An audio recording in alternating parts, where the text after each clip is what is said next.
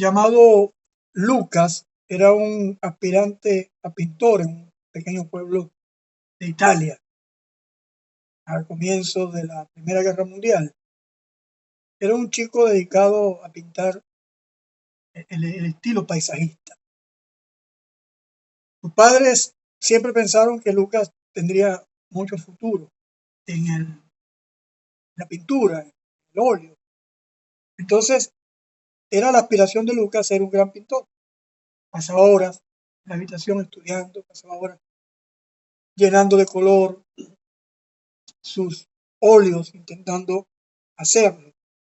Había en ese entonces una pequeña exposición, una pequeña galería en ese pueblo italiano. Y Lucas llevó sus cuadros, mucha ilusión de que cuadros podrían darle algún beneficio. Obviamente, esa noche los espectadores, los pocos que fueron a esa galería, pues, se quedaron obviamente admirando las obras de otros, mirando detalle. Y mientras la noche avanzaba, Lucas escuchó comentarios sobre la técnica, la originalidad de los autores, los cuadros, los colores, el talento, las líneas, los contrastes, las luces. Y eso lo hizo sentirse tan pequeño, tan frustrado por haber dedicado años de su vida a un proyecto que él consideraba que era todo para él, en el cual había luchado desde muy pequeño. Entonces, Lucas se retira decepcionado, como es obvio, siente que no solamente le ha fallado a los demás, sino que se ha fallado también a sí mismo, al no concretar un cuadro que pudiese traer la atención de él. Sin embargo, en este viaje hacia la frustración y la decepción, Lucas tenía unos padres muy brillantes. Esos padres, viendo que el muchacho caía su cara, su semblante, vieron que el muchacho estaba muy mal. Trataron de animarlo, estimularlo, dándole valor acerca de lo que este muchacho era en sí. Con el tiempo, este muchacho, esa frustración, ese desánimo, lo convierte en su máximo motor, impulso para alcanzar logros en la vida. Y se convirtió en esa zona del norte de Italia, uno de los grandes pintores de la época.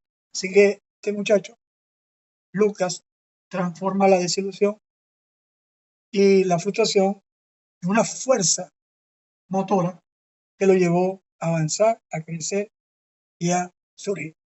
Hoy nos corresponde hablar acerca de la lección Pedro cuando nos desilusionamos a nosotros mismos. La historia del gran apóstol, cual este personaje que conocemos en la Biblia,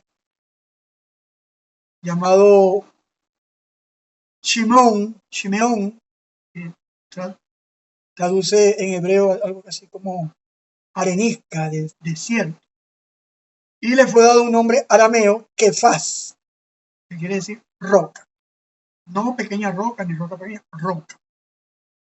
Y en el mundo judío de la época, los judíos que se relacionaban con los gentiles asumían nombres gentiles. El caso de Pedro asume el nombre de Petros, que es piedra, correcto.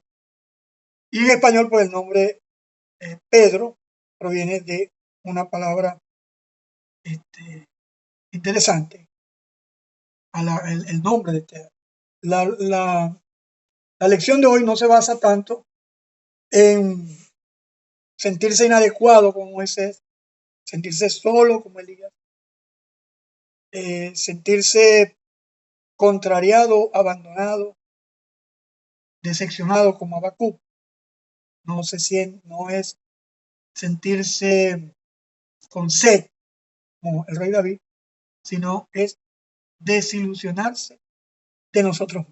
Yo siempre he creído que uno de los grandes enemigos con los cuales tenemos que luchar en la vida, en el ministerio, es contra la imagen que tenemos de nosotros, los pensamientos que tenemos de nosotros y esos sentimientos que terminan en muchos casos jugando en contra de nosotros. En los cursos de inteligencia emocional, he estado con mi esposa en empresas, grupos, y en esos cursos yo escucho siempre una frase que mi esposa dice que las emociones no son buenas ni malas, sino dependiendo cómo las usemos. Incluso la ira, el enojo, puede utilizarse de forma positiva si se traduce en ese empuje para lograr los objetivos o las metas en la vida. Entonces, terrible cuando el principal enemigo está dentro de nosotros. Son nuestros pensamientos y los pensamientos se terminan transformando en sentimientos y perdón, en emociones, finalmente sentimientos que nos pueden jugar en contra. Entonces, eh, ya vimos quién fue el apóstol Pedro, un Galileo, pescador, hermano de Andrés. Andrés lo trae a Jesús, se lo presenta y Jesús lo llama pescador de hombres. Correcto. Aquí tenemos una pequeña biografía. Nació en Bethsaida, se desempeñaba como pescador, probablemente tendría, calculo, unos 30 años más que Jesús, quizás. Y un detalle muy anecdótico es que el único apóstol que tenía suegra. Así que los demás fueron librados de eso, excepto el apóstol Pedro tenía suegra.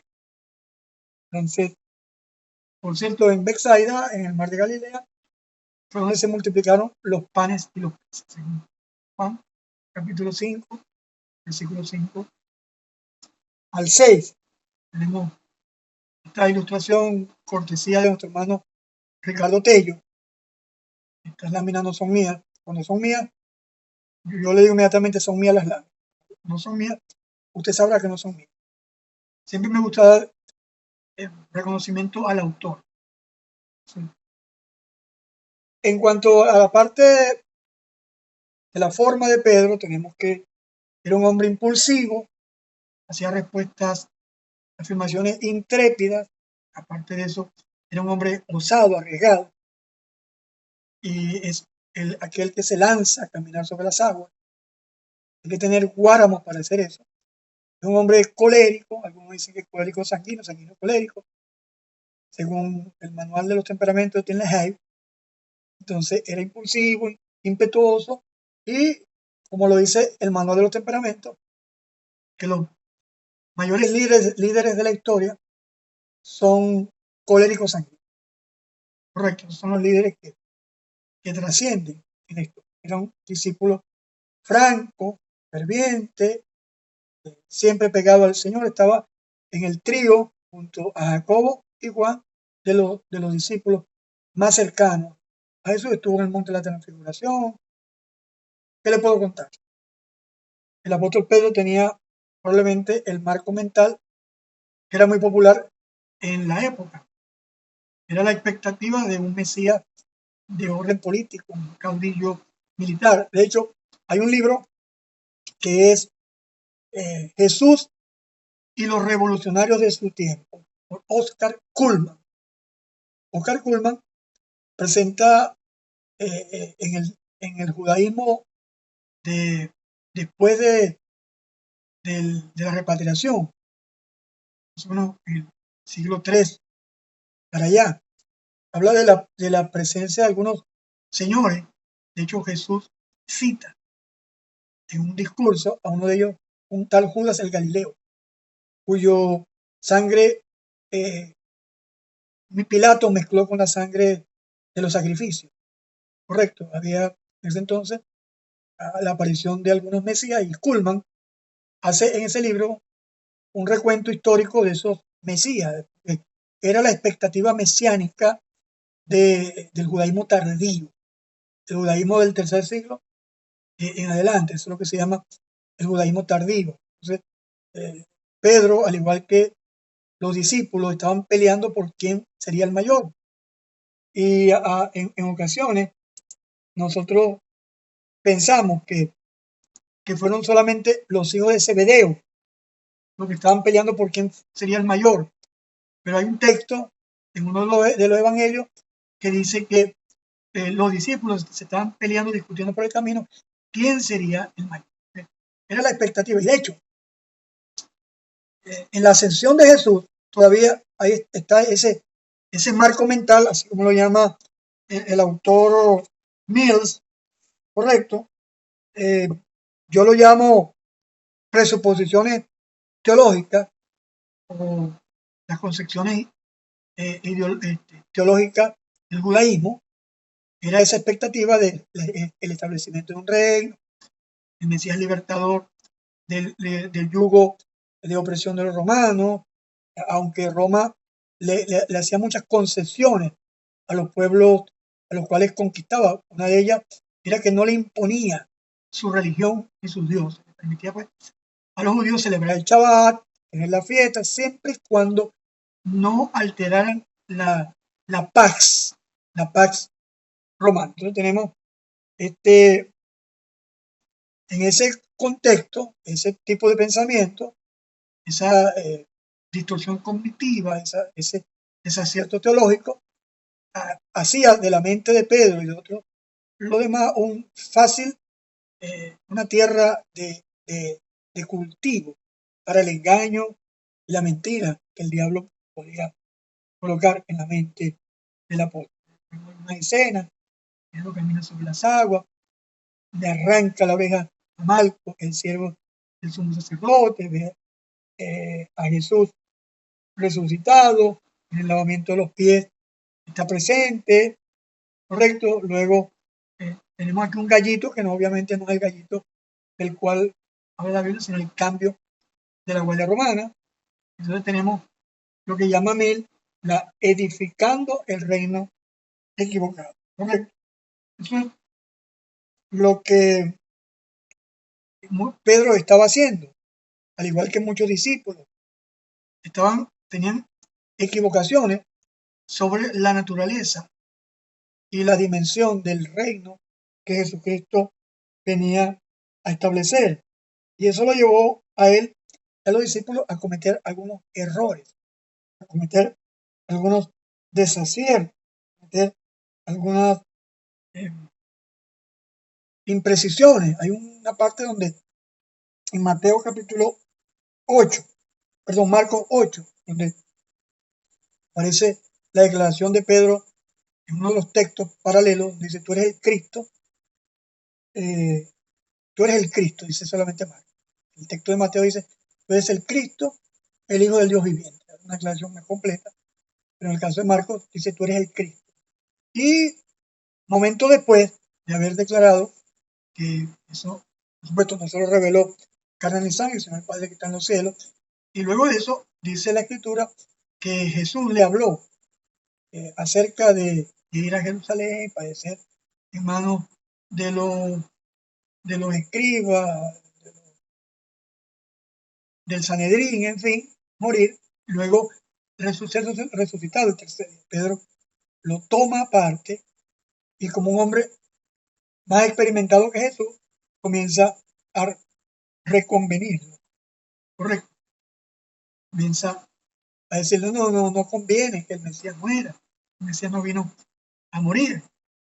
Y Jesús lo reprende y le dice, quítate delante de mí, Satanás, porque no pones la mira en las cosas de Dios, sino en las cosas de los hombres, correcto. Uno de nuestros grandes problemas es que en nuestro corazón siempre hay la tendencia a convertirnos en dueños y señores de nuestros proyectos, ideas y presupuestos ideológicos, psicológicos, conceptuales. Y esta creencia de creernos un equipo experto en soluciones, en construcciones, en la dinámica del reino de Dios, nos lleva muchas veces a grandes estrellas. Fue lo que le pasó a Pedro. Pedro pensaba que él tenía la teología en sus manos. Esa teología, y yo soy profesor de teología, pero el problema es que hasta qué punto la teología está lejos de, de la verdad de Dios, de la verdad de Dios, o la teología simplemente se convierte en una justificación para apoyar mis obras, mis acciones, mis pensamientos, mis presupuestos, como ocurre en el mundo posmoderno y en el mundo de esta iglesia de la religión de la piel, iglesia de la posmodernidad, ¿no? La gente está más pendiente de Dios me dijo, declarar, confesar, todo lo demás, que aceptar la voluntad del Padre. Entonces Pedro estaba luchando contra un equipo equivocado, un reino equivocado, ¿no? Aquí tenemos los textos que estábamos leyendo hace un rato, correcto, donde hablamos de Pedro exclamó, tú eres el Cristo, correcto. Y resulta que luego de eso Pedro lo reconviene, intenta alejarlo de, del propósito de Dios para la vida de Jesús. No hay nada más importante, ¿no? Hay un libro que es el libro El arte de aconsejar bíblicamente, de recién fallecido Loren Craft, donde Loren Craft dice que la felicidad o la búsqueda de la felicidad no es el propósito de Dios para nuestra vida, sino hacer la voluntad del Padre. Y eso tenemos que digerirlo muy bien. No es estar buscando mi felicidad, sino, como dijo Jesús, mi comida es hacer la voluntad del Padre que me envió.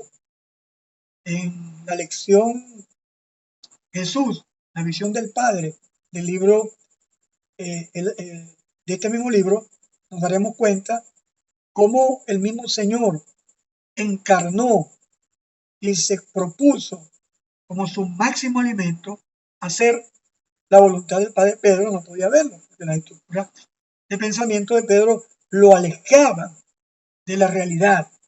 Y qué triste es cuando esos paradigmas, estructura rígida, pensamiento cerrado, mente cuadrada, no nos permiten ver la dimensión correcta y espiritual del reino que Jesucristo vino a instaurar. Y por eso Pedro se enfrenta. Entonces, por eso la pregunta importante es que, ¿qué creemos nosotros que Jesús realmente es? Es la pregunta que Jesús hace para provocar esa respuesta mesiánica por revelación del Padre por parte de Pedro, y luego de gran revelación, Pedro regresa a su estructura de pensamiento humano. Así que podemos estar moviéndonos en esas dos aguas, entre la revelación del Padre, que por supuesto está en su palabra, en la Escritura, la revelación completa, perfecta de Dios para nuestra vida, y también los pensamientos o ideas o criterios que podemos nosotros tener en la vida.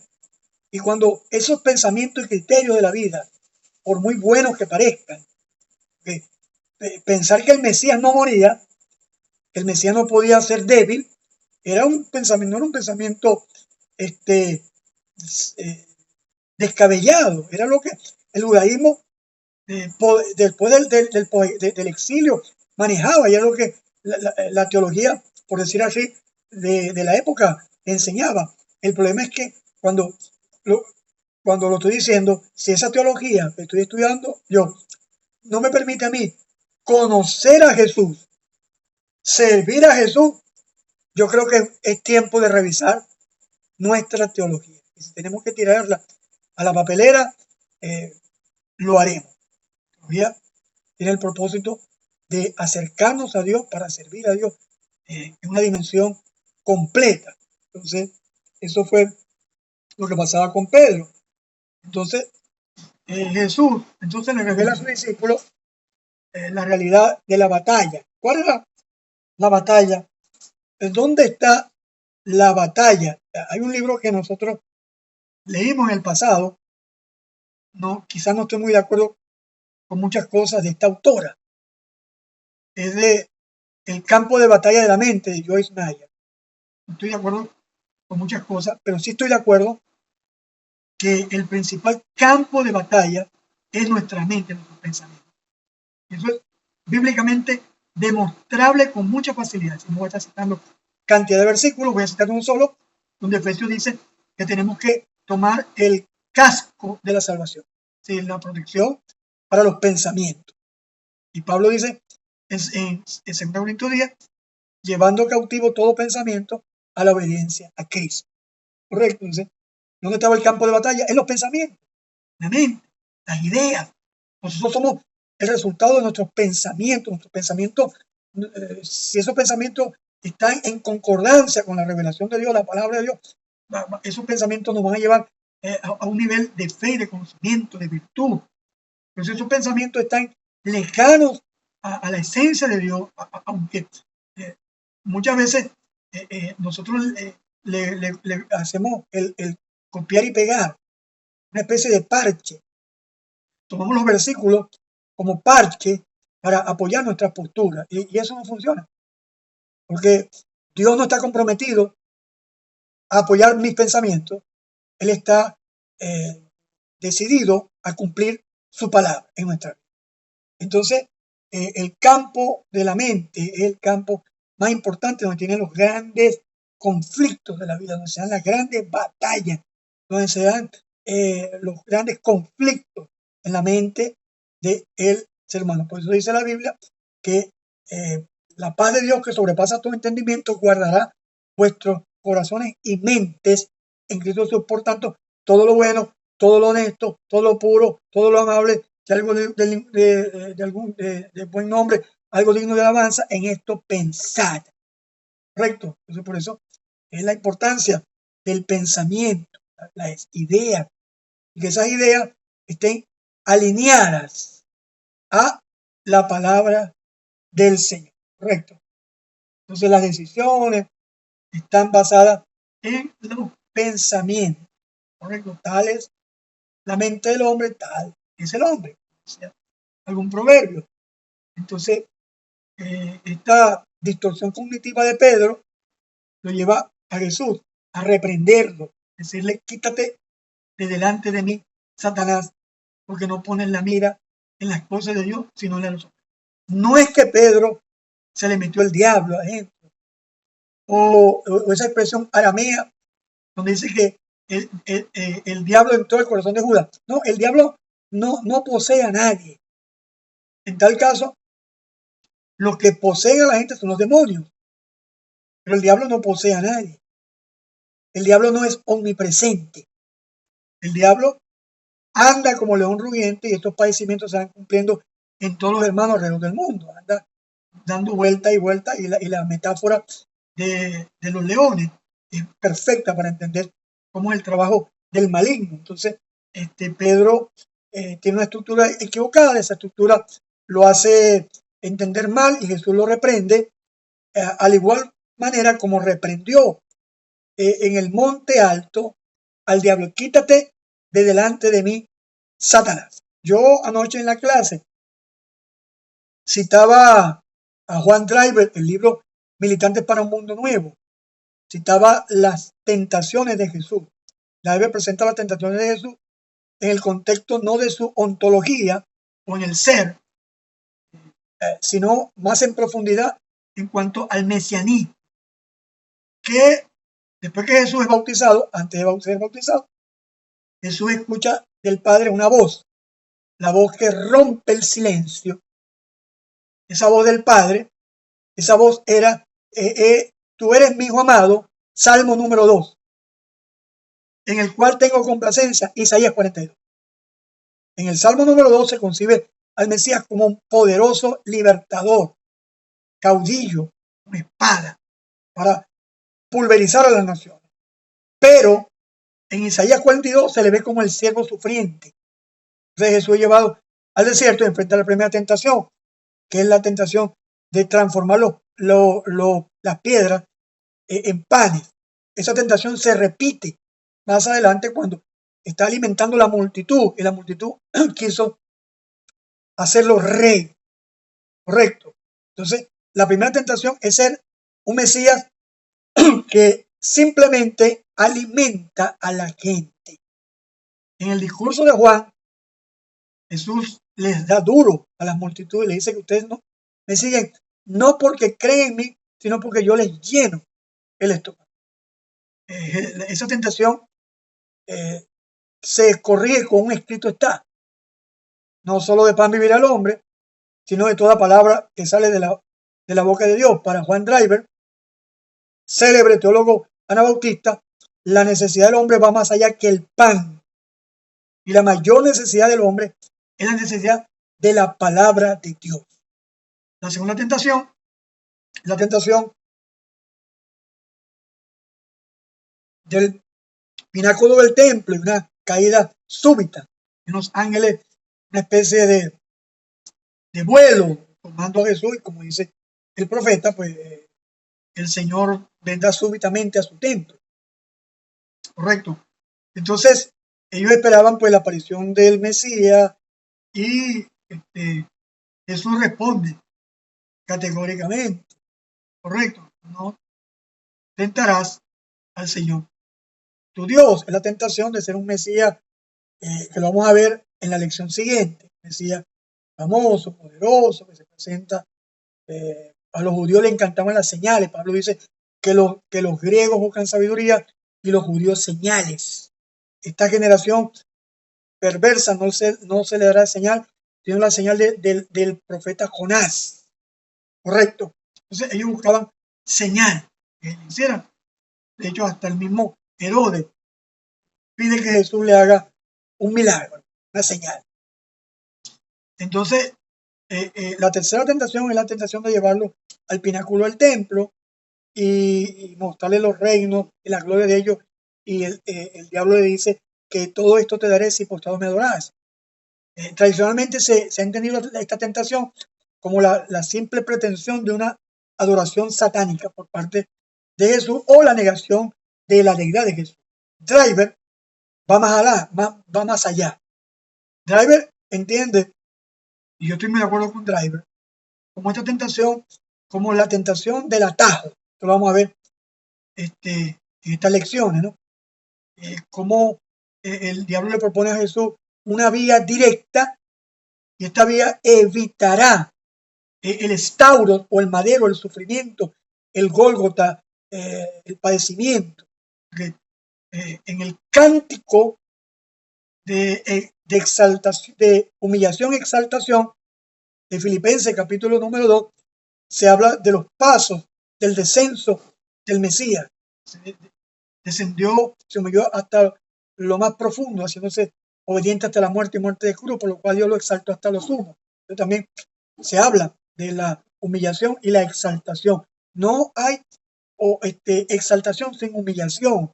Entonces, la tercera tentación es la tentación de darle la vuelta, evitar. Dice que se escucha mal. ¿Algún otro me escucha mal o me están escuchando bien? ¿Alguien me puede dar un feedback? José, aquí te escuchamos perfectamente, mi hermano. Entonces puede ser el internet, hermano. Mi hermano, puede ser el internet. Muchas gracias, Tony. Pues me están diciendo los muchachos que se escucha bien. Debe ser el internet. A veces el mío, el del otro. Yo pregunto porque el internet a veces mío está, como decía mi mamá, de mollejito. Entonces, es la tentación de evitar el sufrimiento, que es lo que muchos cristianos queremos en la vida, evitar la prueba, evitar la lucha, evitar la dificultad, pero es parte del proceso. Entonces, la mente de Pedro estaba llena de todos estos errores que básicamente, entonces, por eso la batalla es el campo, es la mente, correcto. El campo es un campo de batalla, es un campo donde se siembran las semillas, donde los pensamientos se insertan, se manipulan, las ideologías imperantes en el mundo, en la mente humana, en la filosofía del tiempo. correcto, el humanismo. Entonces, el creyente debe entender que las armas del creyente con las cuales nosotros enfrentamos estos pensamientos no son las armas de la confrontación, la manipulación, la imposición de las ideas, la lucha, el debate, el pleito, sino, como dice Pablo, aunque andamos en la carne, no militamos en una carne, porque las armas de nuestra milicia no son carnales, sino poderosas en Dios para la destrucción de fortalezas, derribando todo argumento, toda altivez que se levanta contra el conocimiento de Cristo, y llevando cautivo todo pensamiento a la obediencia a Cristo. Entonces, tenemos que entender que esto no se logra con elocuencia, grandes discursos, lucha interna y todo lo demás. Esto se logra a la verdad, mis hermanos, a través de armas espirituales, la oración, la palabra, la búsqueda de Dios, ¿correcto? Es las armas, la paz, la obediencia. Algún día les hablaré de la armadura de Dios de forma detallada, correcto. Entonces, la batalla es contra las fuerzas de las tinieblas. La Biblia habla del príncipe de este mundo, el príncipe que opera en los, eh, eh, en los hijos de desobediencia, siendo la corriente de este mundo. O sea, hay unas ideas a través de la cual se imponen las luchas. Entonces nuestras mentes son el campo de batalla, correcto. Eso lo tenemos claro en este libro. La mente es un campo de batalla. Quitar poder a todo lo que te perturbe. Si no existe en tu mente, tampoco existirá en tu vida. Por eso la importancia de que nuestro pensamiento esté protegido y guardado por el Señor y su palabra. Eso nos dará victoria. Hay un texto que habla acerca del origen de el mal, ¿no? En cuanto a la serpiente, un animal astuto. Entonces, este animal le dice a Adán que pueden comer, Dios le había dicho a Adán que podían comer todo excepto el árbol del conocimiento del bien y del mal. Entonces, eh, resulta que Satanás ataca la mente humana, así como intentó también tentar al Señor. El Señor fue tentado con la imposibilidad de pecar. Eso tenemos que tenerlo claro. Dice la Biblia que Dios no puede ser tentado por el mal, pero si Jesús es Dios, ¿cómo es que fue tentado? Es una gran diferencia. Jesús fue tentado con la imposibilidad de pecar. Entonces tenemos esa a nuestra disposición, la verdad, vivir la verdad, la armadura de Dios, más que cosas que yo declaro, que me pongo el casco, que me pongo en la mañana la coraza, no, son virtudes, la justicia, la paz, la fe, el evangelio, la predicación, correcto, es parte de la armadura de Dios. Y Pedro dice que teme que como la serpiente engañó a Eva, también nuestros pensamientos sean extraviados de la sincera fidelidad, nuestro sentido. Sí, si algo yo he sabido, que por supuesto los sentidos son canales de comunicación en el mundo exterior, pero si algo el enemigo, el mundo, va a operar a través de los pensamientos, correcto. O sea, tenemos que tener cuidado de que los sentidos sean, por eso dice el autor a los hebreos, que nosotros vamos creciendo y el que va creciendo, que va avanzando, tiene los sentidos ejercitados en el discernimiento del bien y del mal. Eso lo dice el autor. Lo otro que Pedro tenía, según el libro de Milson, eran expectativas fallidas. ¿Por qué expectativas fallidas? Porque en el caso de Pedro, correcto, él estaba siguiendo a Jesús diariamente. y tenía muchas expectativas, correcto, acerca del reino, la venida del Señor. Y en el momento de la resurrección, eh, ya Pedro había hecho, o antes de la muerte de Jesús, ya había hecho la triple negación, correcto. Había negado, aunque él pretendía ser una persona osada, a dar, si es posible, la vida por el Señor. Pedro estaba convencido que él podía hacer mucho más que otros, correcto.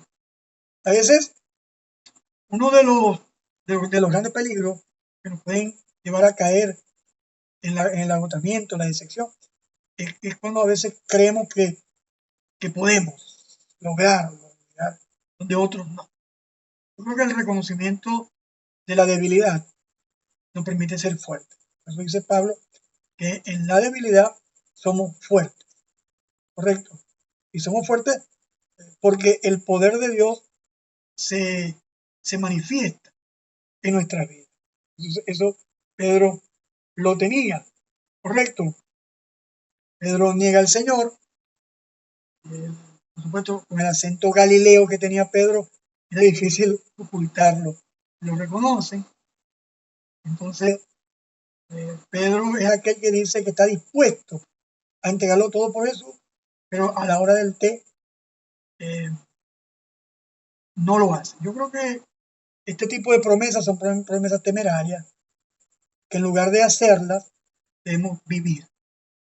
No tenemos que estar haciendo promesas, yo sí voy a hacerle fiel a Dios, sí voy, no. Yo prefiero en mi vida enraizarme en el Señor, en su palabra, fundamentarme en el poder de sus dichos, la obra de Dios viva, eficaz, y cuando toque los momentos de fidelidad, mostrar la fidelidad al Señor. Obviamente, el autor plantea, Mill, que Satanás es uno de los grandes instrumentos de Dios. Esa noche, el Señor dice a Pedro, Pedro, Satanás te ha pedido para zarandearlo como trigo, pero yo he pedido que tu fe no falle. Yo he rogado por ti, una vez vuelto, confirma a tus hermanos. El zarandeo se lanza hacia arriba el grano, se separa, se mueve para divisar. Entonces, eso es lo que el diablo iba a hacer, correcto. Y resulta que el, el diablo, en la teodicea de Job, terminamos viendo que a la pequeña, el diablo termina siendo un instrumento de la soberanía de Dios. Correcto. Permite que el diablo nos tiente. Esa tentación, cuando no caemos, se convierte en una fortaleza. Se pasa la prueba. De hecho, la palabra prueba y tentación en griego es la misma. Entonces hay que manejar bien el contexto para traducir prueba y tentación. Más o menos manejar bien afinado el contexto para tomar decisiones. Entonces, esta experiencia de zarandeo en nuestra vida hace que nosotros podamos avanzar y crecer. No podemos, como dice el apóstol, que no nos sorprendamos que el fuego de la prueba no haya sobrevenido como esa cosa extraña nos aconteciese. En momentos de gran oscuridad. Yo recuerdo hace varios años, y hace 17 años, yo tenía dos hijas, una hija de 1 año y medio, una niña de 4 y una niña que estaba naciendo. La niña que estaba naciendo, mi esposa tenía una enclampsia severa, a niveles de tensión altos. La llevaron urgentemente al General del Sur. Al General Sur no, al Castillo Plaza. Y el médico me mandó a llamar y me hizo firmar un papel. Yo pensaba que eso era solamente en las películas. Él me dijo que no podía salvar a los dos, a la niña y a la madre, tenía que coger entre uno de los dos. Yo le dije que los dos, y el médico me hizo firmar un papel donde yo lo eximía a él de la responsabilidad. Como a las 5 de la mañana, la niña nace y pasa 17 días en una UCI, una incubadora para niños. Saliendo de la UCI a la semana, la niña entra a especialidad pediátrica con una neumonía bilateral muy complicada. Tuvo 16 días más. 5 días antes de salir de pequeña, la de en medio también contrajo neumonía. Y hubo un momento en que las dos niñas estaban hospitalizadas. Una ya por salir en especialidad pediátrica y la otra en el Lineal del Sur. Yo tenía un Toyota Corolla, gracias por ese auto me movía entre especialidad pediátrica, que queda lejos por la Plaza Toro, y en el Lineal del Sur. Allá estaba mi esposa y en el Lineal del Sur estaba mi cuñada, con la hija pequeña de año y medio, una bebé todavía. Entonces, bueno, a la semana sale la primera, a la segunda tenía una neumonía unilateral, un solo pulmón, también la dieron de alta con tratamiento. Y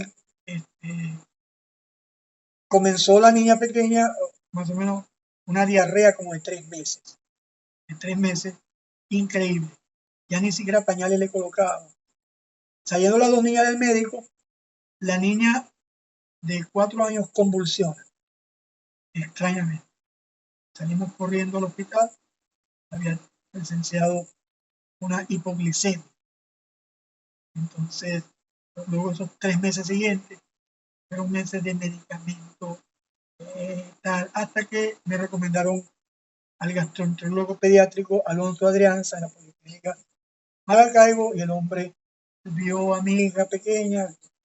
A nosotros nos daba dolor verle sus partes íntimas a la niña, porque eran casi sangrados de tanto. Eso era suero, evacuación, suero, evacuación, suero, evacuación. Y gracias a Dios, después que la vio Alonso Adrianza, le colocó una sopita de vegetales con cuero de pollo. Supuestamente el cuero de pollo trae una enzima que ayuda a revitalizar la flora bacteriana del estómago, porque los medicamentos, los antibióticos habían barrido. Miren, fueron 4 meses de locura. Ahora cuando yo escucho que un hermano dice que se le enfermó un niño de gripe, y yo lo miro y digo, ánimo hermano, que esta te va. Hay tiempos de gran oscuridad, tiempos de gran lucha en el ministerio, los hermanos, los líderes, las finanzas. Y en esos tiempos, nuestro pensamiento, el enemigo y la gente también utiliza, el enemigo y la gente lo alimenta, y nosotros mismos también podemos comenzar a estar pensando cosas que no tenemos pensando, ¿no? Cuando estamos viendo que a través de todas esas dificultades, Dios nos está procesando, Dios nos está trabajando en nuestras vidas. Hay momentos, ya cuando Pedro pasa de ser pescador a ser pastor, correcto. Después de la, de la resurrección, Pedro regresa al mar, tiene un encuentro con el Cristo resucitado.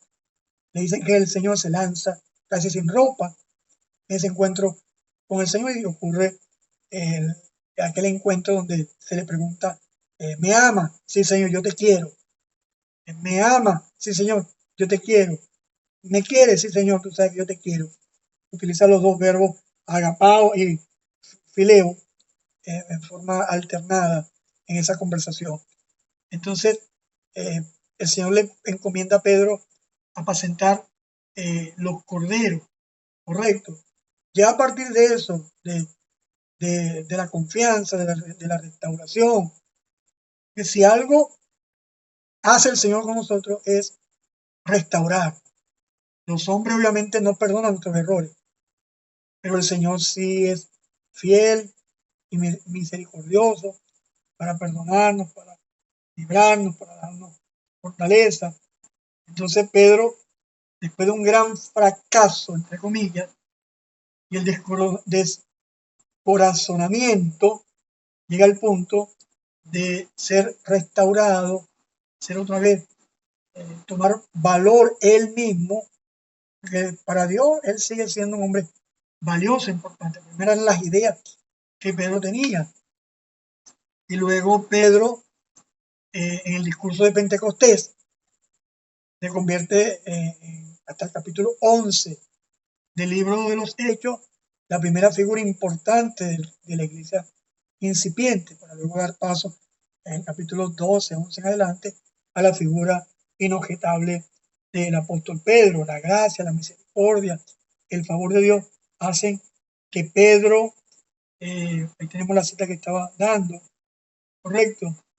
Lo más importante para Pedro es sentirse amado y aceptado. Eso es lo que dice Loren Craft en el libro El arte de aconsejar bíblicamente, que el ser humano tiene, la humanidad tiene dos problemas importantes: seguridad y aceptación. En este caso, Pedro necesitaba ser aceptado para que sus complejos, sus miedos, sus temores, incluso sus mismos errores, no jugaran en contra de él. Hay veces, en ocasiones, cuando nosotros podemos pensar que Dios nos perdona, pero muchas veces nosotros no aceptamos pues, que esa parte de perdonarnos nosotros mismos por los errores que muchas veces cometemos en la vida. Entonces, Dios cuida a los suyos por su gracia, y estamos hablando de un evento cuando el Señor dice a Pedro que la forma como Pedro va a morir, y Pedro quita la mirada de él y la pone en Juan.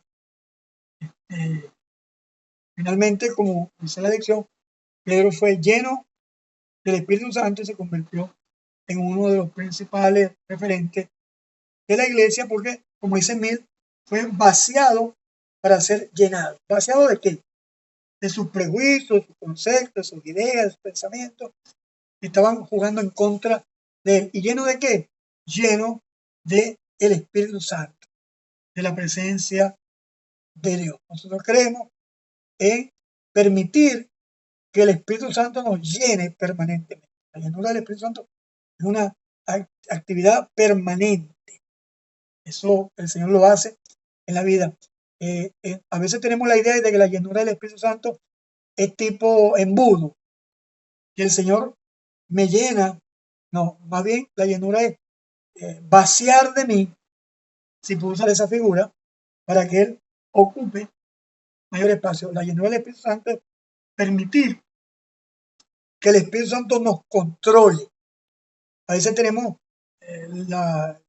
asociamos la llenura del Espíritu Santo con experiencias carismáticas, como hablar en lengua, la profecía, las visiones, los sueños y todas esas cosas, cuando en la Escritura, pues, la llenura del Espíritu Santo va asociado al sometimiento a Cristo, a abandonar el pecado, a caminar en una vida nueva, como lo establece Efesios 4 y capítulo 5 en adelante, a someternos unos a los otros en el temor del Señor, a dejar la mentira, a trabajar honestamente, a abrazar la verdad. Entonces, eso es lo que dice Pablo en cuanto en el caso de la lección de Mill, a vaciarse y ser llenado. Tenemos una reflexión final, la oración que hace Mill. Voy a leer literalmente del libro. Señor, sé que te he fallado, al igual que Pedro te falló. Yo también soy débil y a menudo veo las cosas que me mejorarán a mí y al reino que deseo en. He sido vulnerable al ataque de Satanás contra mi mente y te pido que me capacites hoy para llevar a cabo todo pensamiento a la obediencia. Sigue guardando por tu gracia, incluso cuando el enemigo quiere destruirme, y úsame como instrumento en tus manos para ser la persona que quiere que sea para tu gloria. Dame la gracia para verme a mí mismo con tus ojos, así como lo hice con Pedro cuando lo restauraste. Por favor, vacíame de mis propios planes y sueños, así como lo hiciste con los discípulos en el aposento alto, y lléname del poder, y yo diría mejor, y permito que me llene con el poder de tu Espíritu Santo para la gran obra que has puesto delante de mí, para la edificación de la iglesia.